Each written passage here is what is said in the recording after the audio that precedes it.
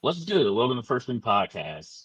On today's episode of First Thing Podcast, it's me and Lou Holder. And Lou was ready to talk. He was ready to talk and let us know what's on his mind. I'm afraid to go to an intro right now, Lou. I just want to go. Like we don't even have to get into the intro. It's me, you, and the audience will be jumping in here. So there are a couple of things that I know have happened since the last time we've talked. The Commanders have not gotten off to the season that they want to. We've had to deal with some four losses in a row and injured players back to back. Injured players, Terry McLaurin, a host of defensive players, and now the latest is Jaden Daniels, and we have an angry Detroit team coming into Northwest Stadium. So I know you had a lot. So what is it you want to hit right now? Well, first of all, it's always a pleasure to be on with you. I appreciate you Thank and you. the invite. You hype me up way too much, but I love it. I love it. That's what the First String podcast does for a brother. But yeah, I guess I have to sound off about where we are with this football team. I knew that there was going to be some sort of drop off. Or regression. I mean, it's just very, very hard to get back to these championship ways. That's why when you saw the run that Tom Brady had and you Hmm. see what the Eagles are able to do recently, it's hard to get back. I mean, one, you have to navigate the whole terrain of injuries, but then you just have to navigate um, people figuring you out. And then the ball just bounces funny. I mean, there's a lot of games that the Commanders won last year that I was on your show. And we're like, yo, they shouldn't have won that game, but they did. Yeah. Now the next year, they are losing a lot of the games that probably they should have maybe won. So it's kind of like all coming around full circle. But I'm just surprised at the regression of the some of these people like Mikey Sanders still like he has dropped Hmm. off. Like there's a lot of players. Quan Martin is. I mean, I thought they would be taking a step towards the other direction. And I don't think that obviously injuries happen. Injuries Right. happen. Dude, every team has gone through injuries.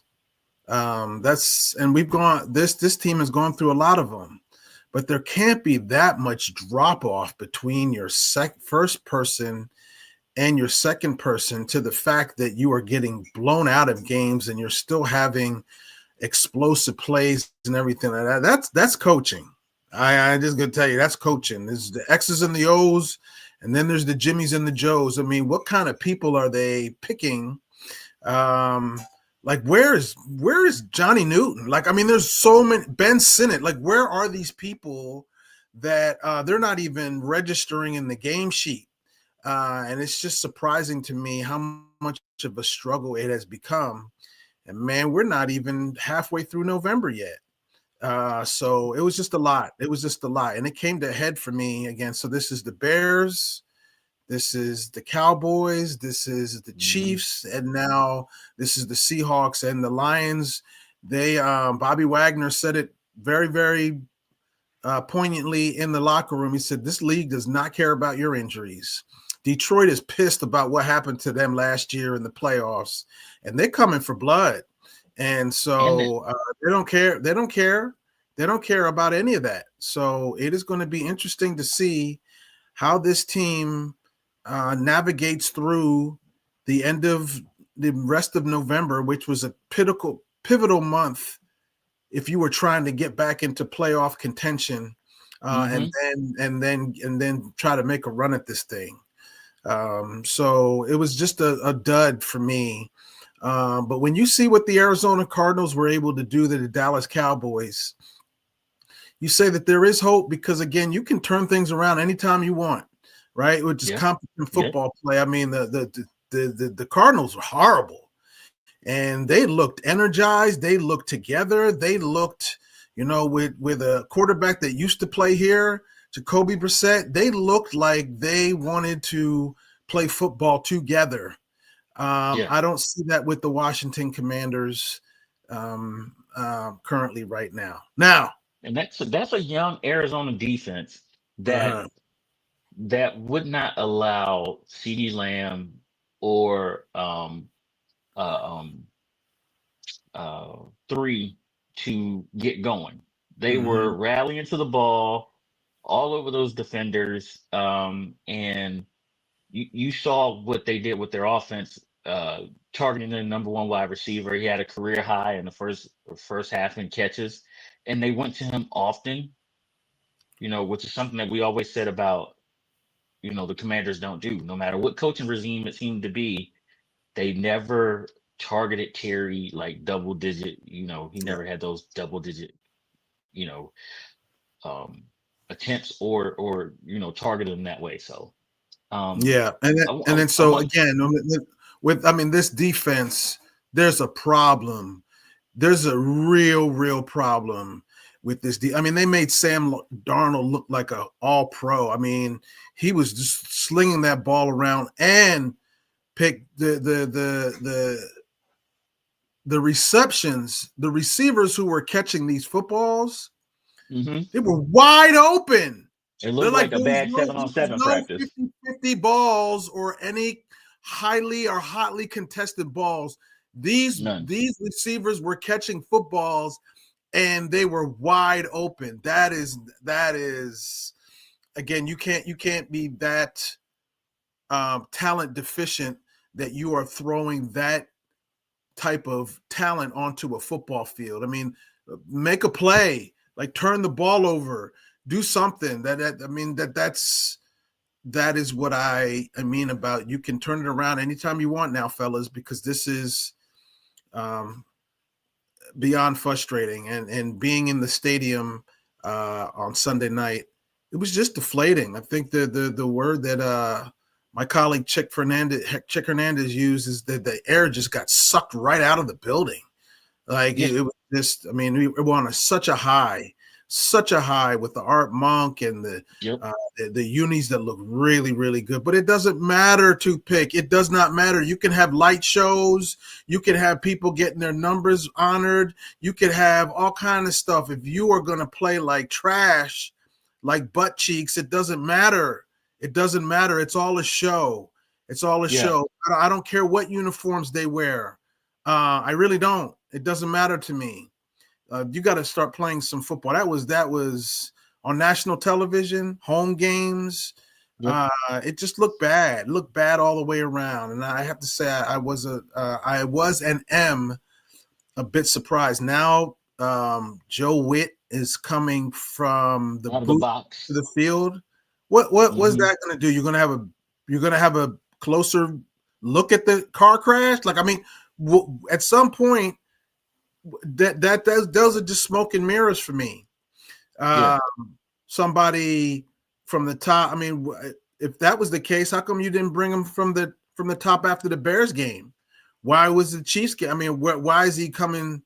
That's just delaying the inevitable. And this is under a defensive head coach in Dan Quinn that I thought would be more stout and more sound on defense. Frankie looks lost out there at times. Bobby is doing his best, but the game has Father Time is undefeated.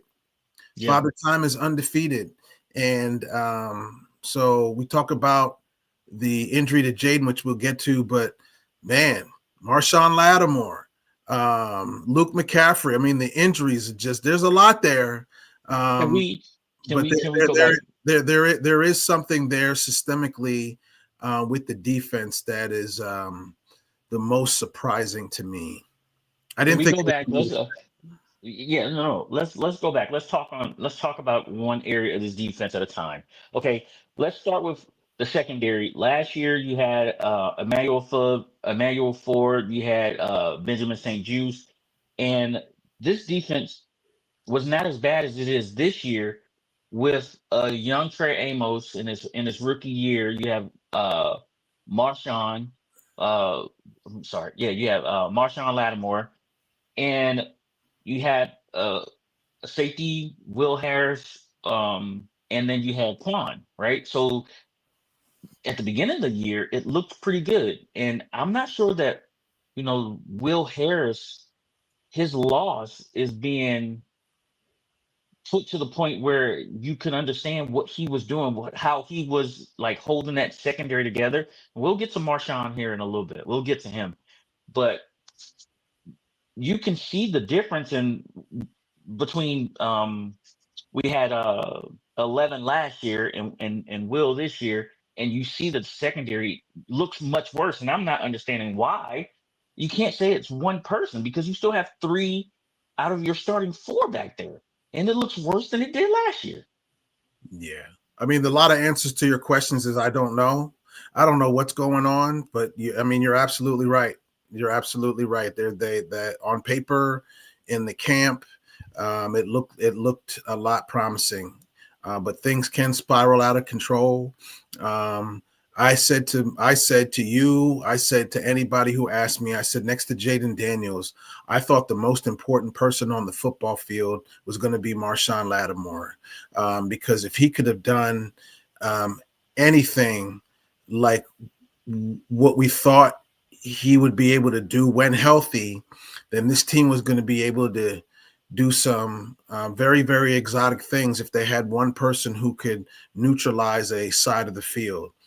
Man, that thing has been underwhelming. Anything but. It's been anything but, yeah. Underwhelming at best.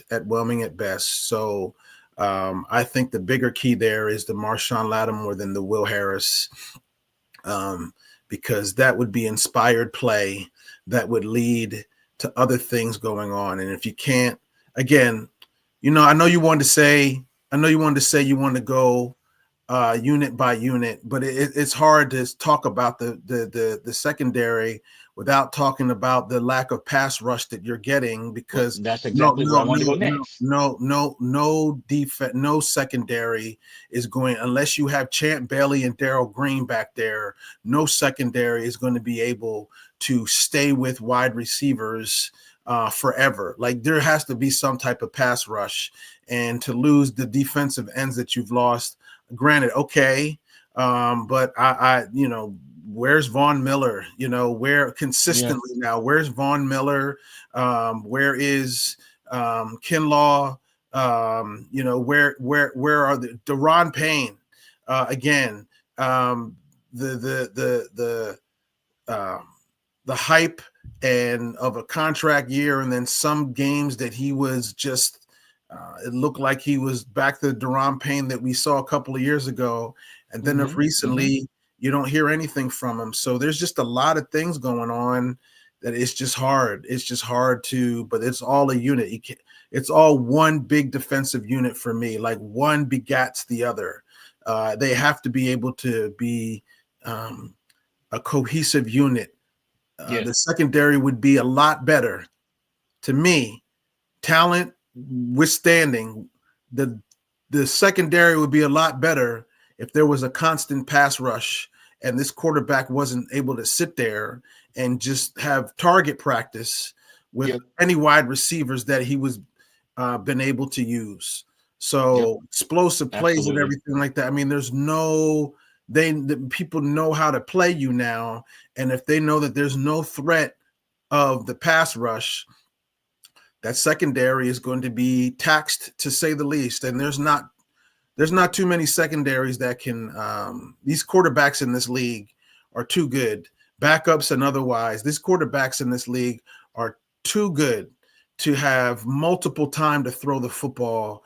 And at some point, whether a journeyman quarterback or a franchise quarterback, at some point, these quarterbacks are going to find their receivers, and there hasn't been a pass rush to disrupt these people from finding targets, and that's been a problem.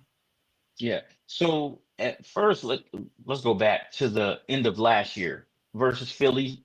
First offensive play, Saquon Barkley gets to the outside, and let's go to this year. One of the things that the defensive coordinator said, Joe Witt Jr., was saying was you have to earn the right to rush the passer. And earlier in the beginning of the year, our defensive line, with all of its starters intact, they looked pretty good. They were setting a hard edge. We have been bitten really hard in that defensive end room. It's like right now they're rushing Frankie Louvu out of necessity because of lack of defensive ends because it's getting hit really hard. Right now, we can't set an edge. We can't rush the passer. What is it that you think that that front four can do, or as a defensive coordinator, they can do to help out this defensive line with a lack of pass rush? What is it that you think that they could do? I don't know. I wish I could tell you.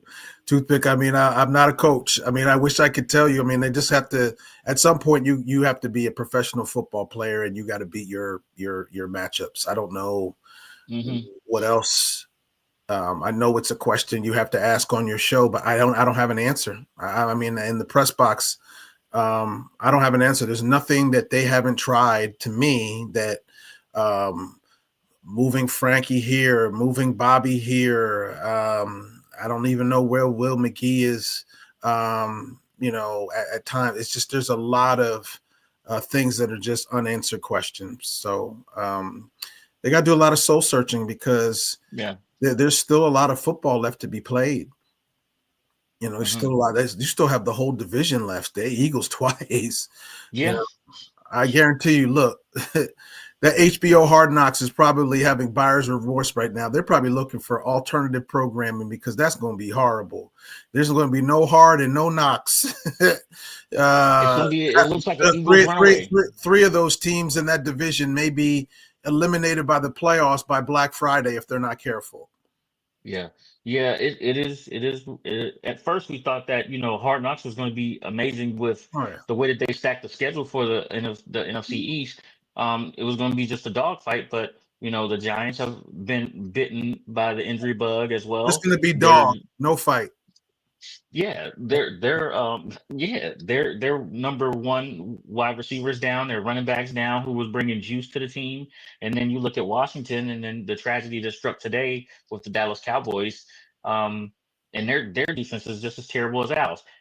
Let's switch over to the offensive side of the ball. But before we do that, you spoke about Art Monk. The posse was in the building on Sunday night, there to support their leader, Art Monk, who was without a doubt the number one wide receiver for the posse.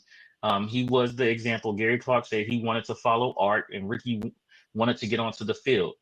What was it like to see those guys in the building on Sunday night? Well, it goes back the night before too. I mean, they had something at the MGM program for season ticket holders and special friends and family. I was honored to be invited to go down, and because I've known Art and known Ricky and known Gary for as long as I've been here, and it was just good to see. Those guys and all the people that came out to support Ernest Biner and Raleigh McKenzie and Mike Nelms. And it was just really, really good to see all the guys that, you used to watch, I used to watch. And so the way that program was set up, they had this documentary at first, and then they had Ryan Clark, former Washington Redskin commander, now on ESPN. He moderated a couple of different panels. So you would like this to pick the first panel. They brought out Charles Mann. They brought out Art's son. They brought out some of his teammates that helped him spiritually, and they talked about him as a dad and him being spiritual and how he conducted himself. And then after that little talk was over, then here comes now Doug Williams, Mark Rippon, and Joe Theismann, the three Super Bowl quarterbacks. Oh, yes. And that all played with Art. And they talked, and obviously Joe talked the most. And then they just talked about how it was for Art, having him being that one receiver, that safety valve wide receiver that was just the man back in the day, the man back in the day. Mm-hmm. And then when those came off, then here comes the posse of Gary and Ricky, and how the name of the posse came to be, and how they all looked up to Art. And it was just fun to be in the building. It was fun to be in that building. And then to see on that the following night, I mean, first of all, this was long overdue. I've talked to you about this before. Yes. The Yes. Thank you, Josh Harris. Thank you, Josh Harris ownership group, for righting so many wrongs in this franchise over the last 20 some odd years.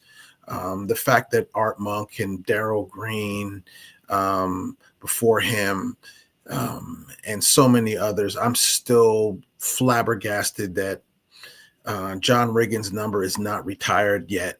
I'm still, again, I do not fault Doug. I do not fault Jason Campbell, and I do not fault Terry McLaurin. But 17 should not even have been being able to be issued for a player to wear, for them to put it on. It just should be one of those things that it's not officially retired yet, but unofficially you can't put that number on. Like, that is Doug Williams's number. And to see Terry McLaurin running around in it to see Jason Campbell running around in it was odd, because I was like, no other quarterback should be wearing number 17. But then when a wide receiver was wearing it, I mean, okay, I guess, I mean, it's not officially retired, but it shouldn't even have been. You can't pick from this number. This number is not available.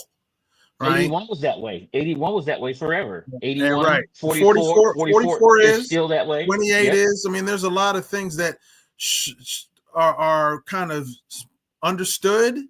I have no idea why 17 is not understood. That, okay, no, you're not wearing this number.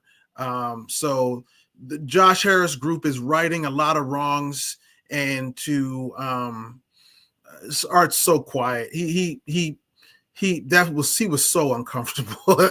I mean, that's not something he likes to do, is talk. And but he got through it. But it was kind of anticlimactic. It was like, okay, by halftime, this game was over. It was over. So a lot of people, the energy of the room, the energy of the whole stadium was sucked out even before Art even spoke. I mean, they tried. But then, I mean, it was bad. I mean, it really, optics, it really felt flat. But those who know, no play on the field or no current environment is going to let people forget what James Arthur Monk did for this franchise. And to see the number of 81 jerseys that were walking around, black, white, male, female. If you pour true serum into a lot of people, that's their favorite player. That's their mother and father's favorite player. Yes. That's on the Mount Rushmore of iconic athletes in that franchise's history, right? That's it. I mean, taking Joe Gibbs out, who would be at the front of the mountain. If you had players, I don't know how you can argue not having Art Monk in your top 4 of all-time greats in this franchise's history. I mean, when he left the game, he was the all-time leading receiver. I mean, there's so many things. NFL leading receiver, and he sure was. And to this day, he had the longest standing ovation at the Hall of Fame induction ceremonies. I mean, that's how much that this league, and that's how much that the people in this region that this beloved franchise's history, that's how much he means. And they could have used all 3 of them in that game. They could have used the whole posse in that game.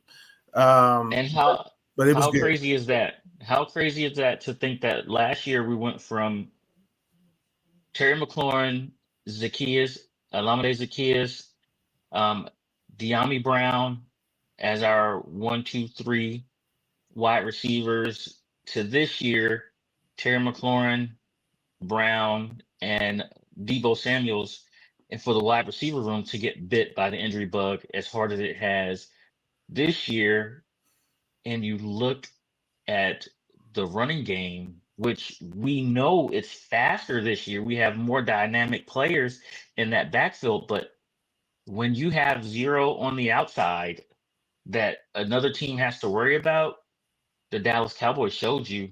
They showed the NFL they have no wide receivers. We can put them in the box. There's nobody that we're afraid of taking the top off of the defense. So we're going to go man to man, play 8 men in the box, and dare you to beat us, and you can't. Yeah. With a healthy line, and that's the crazy part about it, is the offensive line is probably the healthiest unit on the offensive side of the ball, but you can't get it done. You can't get it done on the ground. Five can't block eight. It's just math, right? Five cannot block eight. So you bring in two tight ends. Guess what? We bring in more linebackers, and we really have nine in the box now with not caring about your tight ends that only one of them catches a ball, and he's having a down year as well. So you wonder why the running game can't go anywhere? I'm telling you right now. And am I seeing? Are you seeing anything different from the press box? No, that kind of leads into the number one story of that entire game in this of this season is why was Jayden Daniels in the football game at that part, right? All of what you just said leads to that question, right? My view in the press box with all the other media members is, why is he even playing, right? They do not have the football team around Jayden Daniels that can support his style of play. When he was at LSU, he was throwing to neighbors. He was throwing to elite wide receivers. I mean, you mentioned the receiving core that is supposed to be the top, the receiving core of this year. Two of those people were not on the football field, right? Yep. Luke McCaffrey gets hurt. You had no. So the debate is, do you leave a franchise quarterback in a football game down 38-7 versus do you lead an injury-prone franchise quarterback in down 38-7 with an offense that cannot support his style of play right now? Jayden has to run because there's nobody open, right? And we've seen this story before. Quarterbacks running around, not just because they're athletically and gifted, right? That because there's nobody available. There's nobody open. There's nobody open. And you talk about the offensive line. Well, if that offensive line is as healthy and as stout as it has been, well, there's no running game either. Like if that was the case, the Hogs, I mean, me and you and half of the people that I'm in the press box with, we could have ran through that offensive line, right? So if all those parts are there, then the running game should at least be able to be established. Because I don't know what anybody else is seeing. Chris Rodriguez can play football. Like he can run the football. Yeah. Bill just a couple of games ago was putting up 100 and some odd yards. So to have a running game now that's non-existent, like that's coaching. Like, I mean, there's something wrong there. That's why Jayden Daniels was running, because there's nobody there. There's nothing in the run game. There's nothing in the pass game, and now you have your quarterback out there. So I interviewed Tony Dungy after the game, and it's up on my Holder Hangout YouTube if anybody wants to check it out. One of my look, Tony Dungy has forgotten more football than I will ever remember. And so his perspective on anything is valid, and I'm listening because Tony Dungy deserves your respect. And he told me that he had no problem with Jayden being out there. Competitors compete. He said he wanted to get back out there. Other starters, Bobby Wagner, all them, they were still out there. And so he said, and then he brought it to real time. He said if Peyton Manning said he wanted to stay in the game, with his guys. That's. I mean, I can say this from a media person's perspective or a fan's perspective, but I'm not a coach. Tony Dungy is a Hall of Fame coach, so I asked him. Now, I respectfully disagree. I don't think that he should have been in the football game because of the fact that he's been hurt 3 times now, and even though he's healthy, they do not have a football field that can support his style of play. That Sunday game should be the last time Jayden Daniels sees the football field this year. For me, I think you shut him down. There's nothing. They don't have a unit, an offensive unit that can. He's going to run because he wants to make a play. But there are other. Look, Lamar Jackson is one of the most explosive quarterbacks that we've ever seen. He's not running every single play now. Like, he's staying in the pocket, right? Because there's a chance that he's going to be able to find somebody. That's not happening in Washington. Brian Mitchell said something very, very poignant on his radio show here on 106.7 The Fan. His radio show, he said, that he said this is very reminiscent on how Michael Vick used to save the Atlanta Falcons by running all over the place.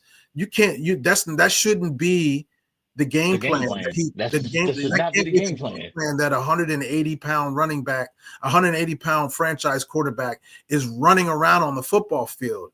You will get hurt that way. And it will be more of the injury that it happened to RG3 with his knee than Jayden Daniels just actually putting his hand down and it being awkward and crumpling around. I mean, that's the kind of thing when your quarterback has the ball in his hands and is making running back type of moves and stuff like that. It's not going to be good. Yeah. But you again, another head scratcher. I don't know. We talked about Joe Witt coming down, everything like that. Cliff Kingsbury has taken a step back. He's taking a step back as a play caller. Right. There's if you are that good of a play caller, devise plans that are going to make your number twos and your existing players still succeed without some of your top players. So that's the coordinator's responsibilities. And so they picked the roster. They did all of that. So you got rid of Zaccheaus, who you actually kind of could have kept for the amount of what they gave up and stuff like that. You could have kept Zaccheaus, but you got rid of certain people to go with a certain amount of people, and now those people are not here. You still have to field a football team, and you still have to be able to be the offensive coordinator for the entire offense, not just number 5. Yep. You're the offensive coordinator for everybody on the offense. And I don't know. I again, more head scratching for me.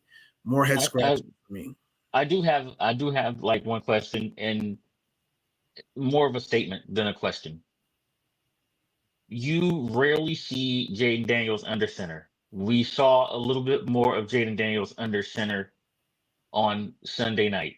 But when we saw him under center, it was a toss to Bill. Looks like it's supposed to go outside. Bill breaks it back up to the inside. For us to still have so much RPO without the wide receivers that we have, RPO or read option plays, if you put Jayden under center, you may lose a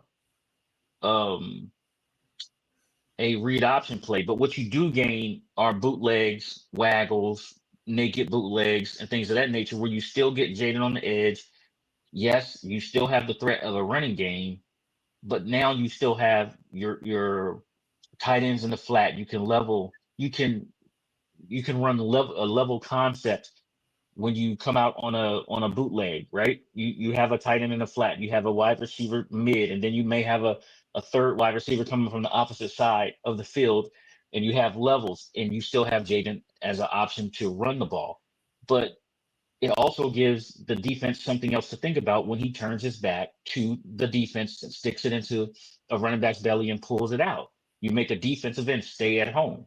But the object of a bootleg is to get the ball out of the quarterback's hand really fast because he's going to have a choice. There's going to be a defensive end that is there, and that defensive end is going to either run with the running back or he's going to allow the quarterback to get to the outside. Tight end should be there, wide receiver on the second level, or throw it out of bounds, right? Because you're using pretty much half of the field. Me, as a former football player on two levels, I know this, and I'm not understanding why a person that's played quarterback, he's been a head coach in the NFL, is not utilizing the things that he has in his disposal. However thick your playbook is, you cannot stick to the same thing when you lose players saying what you said. When you lose your first, your second, your third wide receiver, you have to accommodate the players that you have. That's why Andy Reid is going to the Hall of Fame, is because his offense adapts to his players. He doesn't keep putting square pegs in round holes. So I understand the frustration with our offense right now. What do we have to look forward to from for the rest of the season? For me, I'm looking at the growth of our right tackle. Right, I said he went on a Hall of Fame journey in his first 4 games with the defensive ends that he played against, Micah Parsons, um, uh, the Giants' 2 defensive ends, Burns and Thibodeau, right? He had who's who, Max Crosby. He had to fight against these players, so I'm looking forward to his growth. He's a rookie, he's in the fire. Last year we had Coleman starting where Tunsil is this year. Tunsil goes down in Kansas City, Coleman comes in, but he was pushed in the guard.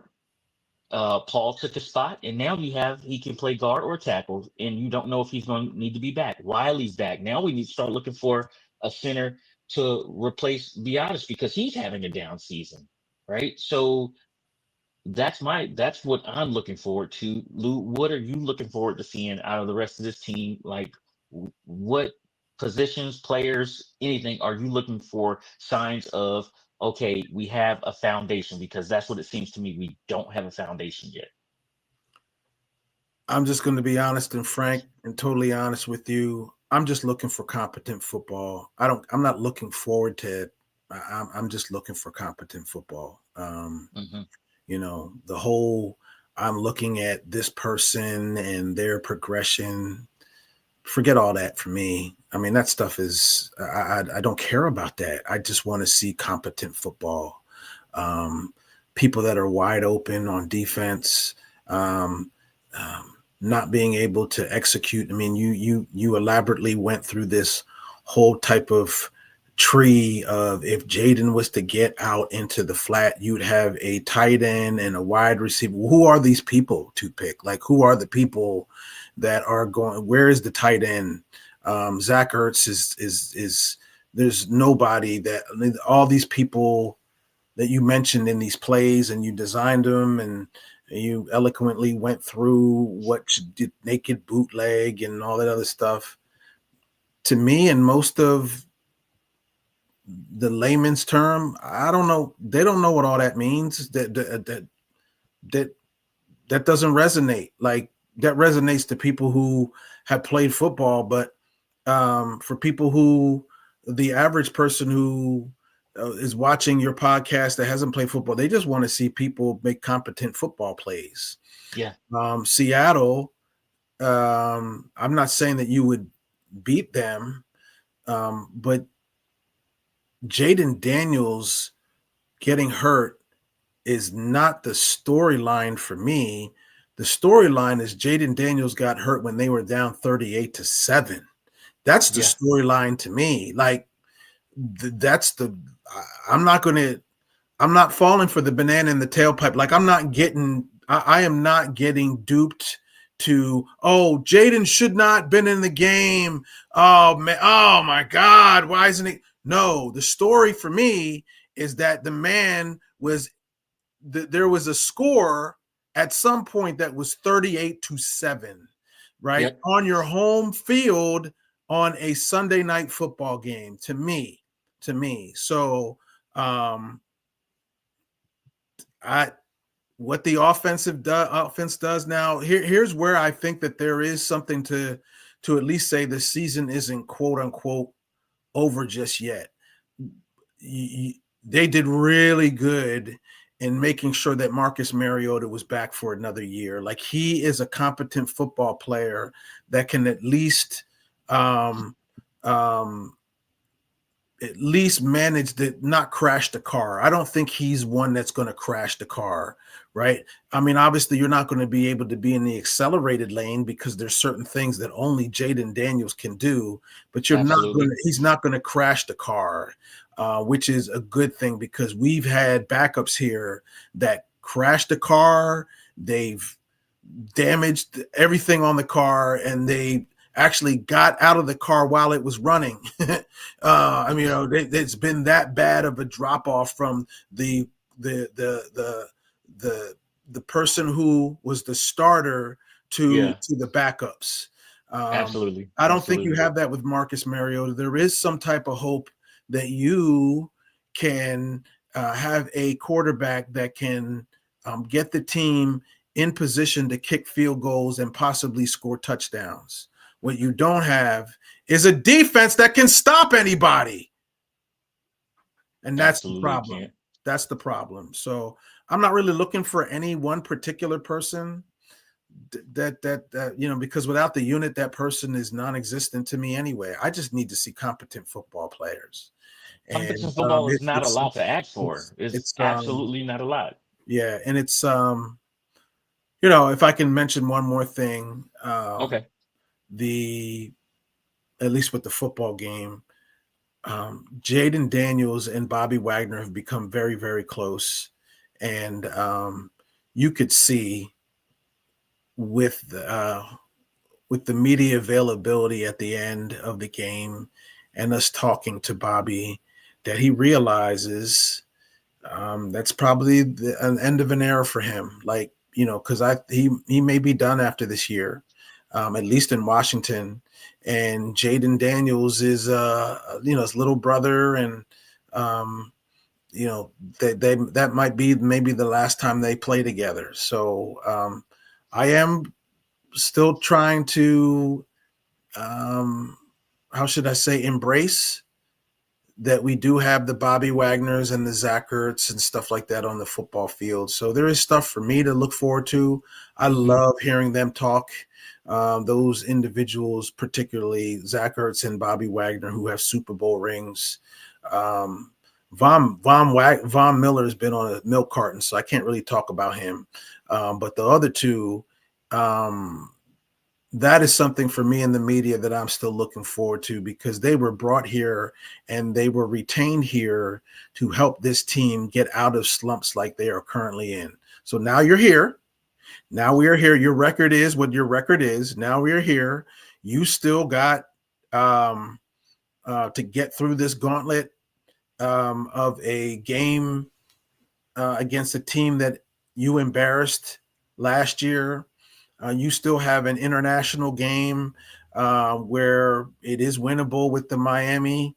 You still have meaningful football games for pride in the month Yep. of December, and prime time at that, Christmas Day, flex the games, stuff like that. This season, stranger things have happened. I remember twice during Joe Gibbs 2.0 where Washington went on a run. The first one was legendary. I'll never forget it. It was done. We were done. It was done. And they went to St. Louis and they won the game in St. Louis. This is the one with Clinton and Santana and Sean. Yes. Yes. We went on an unbelievable run. Went to Arizona, won that game. It's a little hazy for me how all the games, but you had multiple games at home, and then that game against the Eagles to put them into the playoffs, where Sean scooped that thing up and Or jumped into the end zone. jumped into the end zone. They were playing horrible under Joe Gibbs, and then something clicked. It started with that St. Louis game on the road, and they went on an unbelievable run. Probably could have maybe not happen here because the talent, like I said, you had Sean Taylor, you had Santana Moss, you had Clinton Portis, Clinton and Portis. other people there. You don't have that now. I believe he had a James Thrash on that team. You had I mean, it was memorable. It was memorable. People who covered it and the people who lived it, that was magical. That run was just like, yo. But you had Greg Williams who was doing his thing, Joe, and calling the plays. So how bad does this team want it? How bad does Dan Quinn, Cliff Kingsbury, and Joe Witt Jr., how bad do they want it? Because they're being outcoached. I got one question for you, and Being this may play into. I'm not trying to start a narrative. I have Yes, you this are. You question that's always been do. burning Yes, in you my are. head. Okay, I asked this question on Tuesday. I said, they took the preseason pretty light. They wanted to do the inner squad, the inner team scrimmages. They had one with the New England Patriots. They didn't use Cincinnati. Cincinnati's defense terrible. You wouldn't have learned anything there anyway. Their offense looked great against Cincinnati. Um, but they had one that they had scheduled for Baltimore. Baltimore said, no, we're not doing it. Right? Baltimore's not doing it. Fine. They go back and have a burgundy and gold competition scrimmage, right? Where they put other coaches into play to call the offense. They divided everything up, blah, blah, blah, whoop de whoop. Do you believe that these coaches are, because the whole coaching staff has come back already, or they may have been looking ahead as to what my future may have? I mean, everyone sort of looks ahead. I can't lie. And in my profession right now, I look ahead. Hey, this is what I want to be a couple of years from now.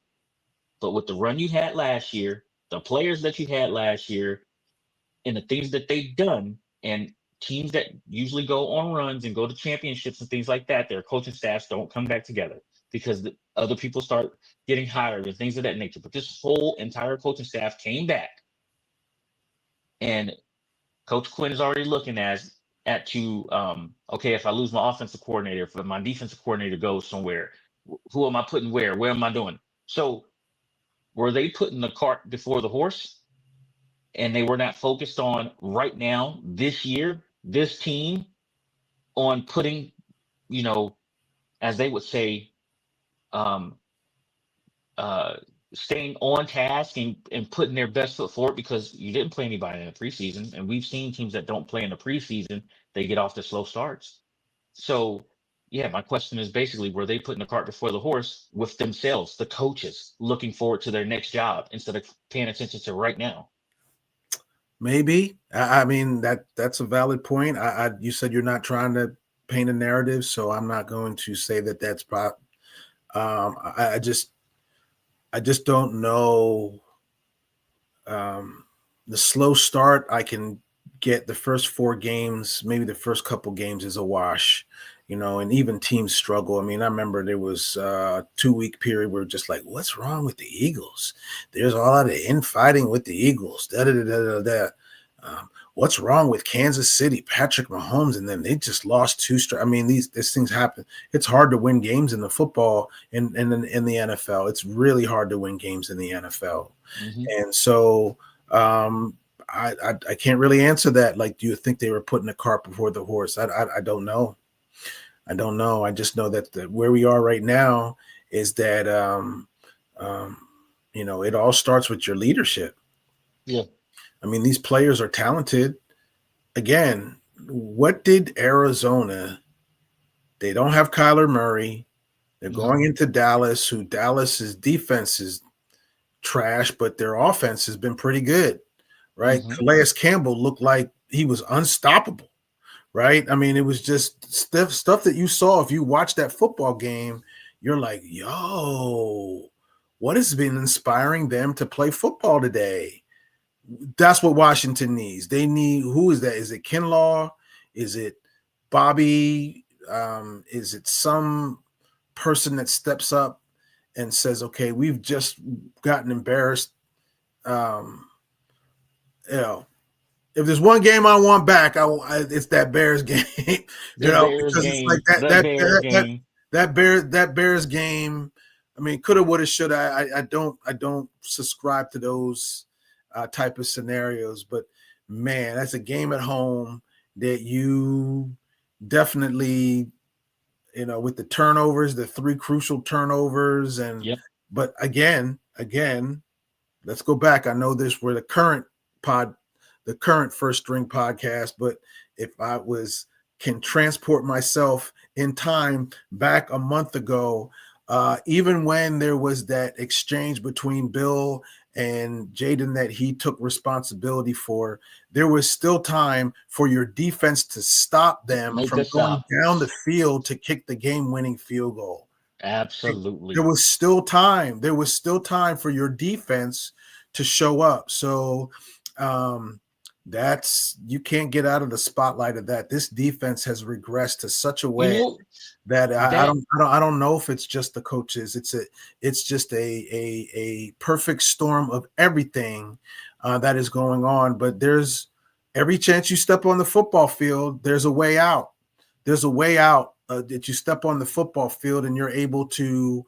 And the Arizona Cardinals should show that. They should be showing. They being Dan Quinn and company should be showing the Washington Commanders,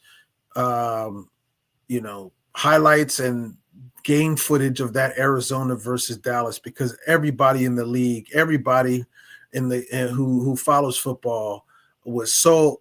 Even though Dallas, we laugh and play about Dallas and how they're overrated and everything like that. What Arizona did, who was playing horrible, what they did should be studied, and people should be saying, okay, this is how you turn things around. Jacoby Brissett is playing better than Kyler Murray right now. He absolutely is. They should keep him in there, and he is. But I mean, he is going to start this week. Yeah, Jacoby's going to be the starter. So there's a way around. There's a way out. Like this isn't mid-December. This is still basically, for all intents and purposes, the beginning of November. Like, you have a lot of football to play, and you're running out of it, but you still have it. Yeah, you. This season is not over, and Bobby said it. The NFL does not care about your injuries. They just don't. Nope. So that's where we are right now. With the fumble, you brought one thing to my mind, and I'm not going to say that we have looked like an unprepared football team. We've looked more prepared than we have in quite a while. But I do remember Dan Quinn saying on Monday in his press conference that he missed it. He goes, "I missed it," right? Well, one of the things that you missed was, we knew that there was going to be bad weather in that Chicago game, right? There's going to be bad weather in the Chicago game. It's the little details that win football games. It's the small, minute details. Bad weather. What happened to wet football drills? Because that was a wet football that Jaden was handling, right? What happened to wet football drills that whole week? Why was it not done? We don't know that. It was done. We don't know that. That's true. That's what I was going to say. We don't know that. I mean, that honestly, I'm going to play devil's advocate with you. That's that. I mean, preparing to play in the weather. I mean, I can't go there with you on that. What I will say is that Jaden even said he wasn't focused. Right. I mean, there was just a lot of stuff that, but even with that, at the end of the day, your defense could still stop somebody. You can. You absolutely can. That's just the point of every little detail matters in the Joe Gibbs era. And we're talking about a Hall of Fame head coach compared to Dan Quinn, who is not a Hall of Fame head coach, but he's a Super Bowl coach because he got his team, the Atlanta Falcons, to the Super Bowl. It's the small details. That's all I'm pointing out is and you said it absolutely right. We don't know that they did wet football drills, but we do know that the past Redskin teams did, the ones that won Super Bowls, where Joe Gibbs will tell people slipping is not an excuse. He would tell wide receivers sliding or slipping in the mud and in the rain is not an excuse. So for it, Jaden did take responsibility for it, right? Jaden took responsibility, a loss of focus, but that goes back, and every football player does. It's a long game. You I, have I, lapses in where right. you lose your focus, but right Yeah. there, Again. wet ball, you gotta be focused. Right. I mean, that's even if you do drills. I mean, if the player's in focus, are we still going to blame Dan Quinn? I mean, you can't. I mean, at some point, the player has to take responsibility. Absolutely. So I don't. Again, I don't know how far I can go with you on that one. I do think that there are ways that I started off the show by saying last year we were all in agreement that there's games that that team should have lost that they won. Yep. And it's just that this year there's games that they should have won that they're losing now, right? It's like, Hmm. karma. It's like Murphy's law. It's like, here's all those from, the reason why there was a Chicago Bears is because they were getting beat. They were losing that football game. The narrative all Hmm. changed because of one play, but they were not playing well. They were not Nope. playing well, right? Yep. The game of inches with at Pittsburgh, where we all knew that Zach Ertz had gotten to the first down marker, but didn't get the call. I mean, all these things that you go back and say, hey, look, that led to the season that they had. Now you have to factor in all the injuries. That's leading to the season that they currently have now. And I put quotes around currently because there's still a lot of that was week 9. There's 18 of these Eight, things. 18 of them. You got 9 more to go. So, and you've won 3. So what's up? What's Yeah. up? Like, how bad do you want it? How bad? How bad do you want it? So I'm actually intrigued to see what happens, because Detroit was decimated by injuries last year with Yeah. Hutchinson and a whole bunch of people. So Their, they don't want their they don't defense they was don't down they don't bad. they want to hear they don't want to hear your excuses. They don't want to hear your crying. They don't want to hear any of that stuff. So your quarterback is out. Half your team that you currently had is not available. So somebody has to step up. And again, I ask the question again: where is Ben Sinnott? Like, Ben Sinnott was supposed to be this Chris Cooley, whatever. Haven't seen it. There's a lot of things that I'm saying now. Okay, bet. All these people are out. Bet. Now, who are you? Are you going to be able to step up? Because that home football games, as you know, are a precious commodity in the NFL, and they've lost now 2 of them. You got to go ahead and right the wrong. The Detroit Lions are a dangerous football team, but they are coming to your place. That's another home game, Yep. a late game, a 4:20 game, another later game off the 1 o'clock grid. What are you going to do? Are you going to bounce back, or are you going to go to Madrid now with even more speculation on what's going on? So we'll see. We are going to see. Yeah. Okay, what else is on the mind of Lou Holder? So this is the last thing I'm going to say, and has nothing to do with football, but it has everything to do with me. My mother, actually, full disclosure for your podcast people, I am recording this with you from my childhood home of Cherry Hill, New Jersey, where I grew up. I came up to surprise my mom for her 87th birthday. Yes. So she is from the island of Jamaica. More importantly, she's from the town of Mandeville, and the Hurricane Melissa has done serious damage to that island. And the news cycle is what the news cycle is. Pick. We've moved on now to Nancy Pelosi announcing her retirement as speaker, and Dick Cheney dying, and a whole bunch of things now with what's going on. But what cannot be forgotten is these people in Jamaica still need help. Yes. Still Absolutely. need help. So hold on. Let me set this up right for you. Let me set this up right for you. Let me set this up right for you. Let me set this up right for you. Let me set this up. Let me set this up right for you. Let me set you up right for you. So, what I would like to do is make an appeal to the people that are watching the First String podcast. Is do not forget about the people in Jamaica. They need your help. Again, to give your context. Again, I do have the mic. You're giving me the mic, so this is more important than football, than anything sports for me. These are my family members. These are my cousins. These are people that I love, that I know. They're all present and accounted for, but there's been serious damage there. This storm was a tropical storm for days before the hurricane even hit.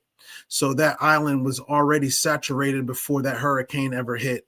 And if you can think of Hurricane Katrina, triple it, because they don't have the infrastructure in Jamaica that we have here in the United States, and they need help. They need help, and they need to be able to rebuild. And when I mean rebuild, they need to be able to hold on to their land, because you know how unscrupulous people are. They come and they prey on people who are at their wits' end. So if you have property that you have earned and worked for, and it's coveted, and this is something that you love, and then somebody comes in there and gives you $500,000 to buy your property, next thing you know, Jamaica is no longer Jamaica as we know it. It's owned by China, right? So we want to help people to hold on to their land, to rebuild, find reputable organizations to give money to. A lot of the organizations that you may think are okay to send money there, they're in the hands of corrupt people, and it's not getting to the places where it needs to be. So one thing, if I can ask you to put it up and make sure that you promote it for me, that would be my request of you to pick, is to have people find reputable organizations. My mother and my cousin and some of my family members, have been up brainstorming on how we can get money and do benefits and stuff to send. But there's one organization that I can tell you that I know is boots on the ground. They're in Jamaica helping those people all the time, and it's Food for the Poor, JA.org. Food for the Poor, JA.org. If you could put that in the chat, Food for the Poor, JA, like the first two letters in Jamaica.org. That is a okay place to send your monies and your donate monies to the people in Jamaica. Because I got it in, but I didn't get it in correctly, so I'm gonna do it again. Yeah, please put it in there correctly. Food for the Poor, JA.org. That's where you need to put it in there. So I know we're on here talking about football games, but these are millionaires losing football games. This is more important to me about the game of life. And I love that land. That land has produced the woman that has raised me. And I'm doing everything that I can to help that island.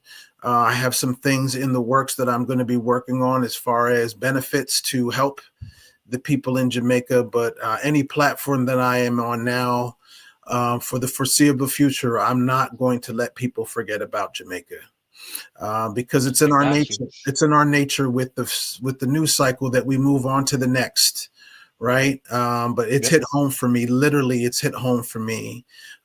People without energy, people without electricity, crocodiles and all kind of stuff in the water. They don't tell you about that. Like there's still the death toll there is going to continue to rise, because some people, may have had the unfortunate part of they might have been consumed by wildlife. You just don't know, because it's a third world country. So I just want really people to know that please don't forget about Jamaica. I got you. And that's it for me. That's all I got. I will get a graphic up. And Lou, thank you for bringing that back to our attention. I will get a graphic for that, and I will have it up on my podcast for from now until we know that things are better in Jamaica, because it is a place that is dear to me. I I went to Jamaica, I experienced it, and I would love to go back and see that place rebuilt, and people still they treated me like family. So Yep, the I will pictures that definitely. they're showing you on the media, it's so much worse. It's so much worse. So the airport in Montego Bay has been It's damaged. gone. It's I gone. mean, there's Yeah. just a lot going on there, and so it's not just a place where people go to vacation. It's much more than Bob Yep. Marley, and it's much more than the track and field and Usain Bolt. And I mean, these are people. That island has produced some of the most brilliant people in entertainment, in culture, in politics. I mean, it's just so many things that have come off of that small but powerful island that needs our help. That needs the whole Caribbean actually needs our help, but Jamaica was that Category 5 has never hit that island, so it's or hasn't in my lifetime. So I see the stories, I've now actually talked to relatives that are telling me how devastating it is down there, and it's going to need our help. They're going to need our help. So if you can help me with that, I got you. that would be worth it for me. I got But it's you. been a pleasure, Well, brother. Thank you for having me on. thank you. With that being said, shouts out to my son, United States Air Force, First in Podcast, second to none. Come get some. And we're gonna say raise hell, and don't forget about Jamaica. Thank you, Lou. All right, thank you. Always a pleasure, man. Looking forward to being on with you soon. Yes, sir. All right. That's it. Thanks, folks.